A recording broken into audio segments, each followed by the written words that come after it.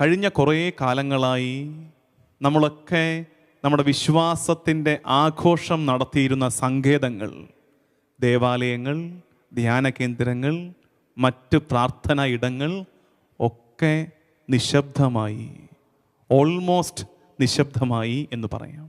ദേവാലയങ്ങൾ പൂട്ടിക്കിടക്കുന്നു. ദേവാലയങ്ങൾ തുറന്നിടത്ത് തന്നെ വളരെ കുറച്ചു പേർക്കാണ് പ്രാർത്ഥനയിൽ പങ്കെടുക്കാൻ പറ്റുന്നത്. തുറന്ന ഇടങ്ങളിൽ വീണ്ടും അടയ്ക്കേണ്ടി വരുന്നു. മനുഷ്യർക്ക് കൂദാശകൾ സ്വീകരിക്കാൻ കഴിയാതെ വരുന്നു.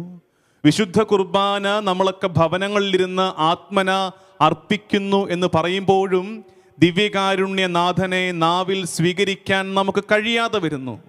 വിശുദ്ധ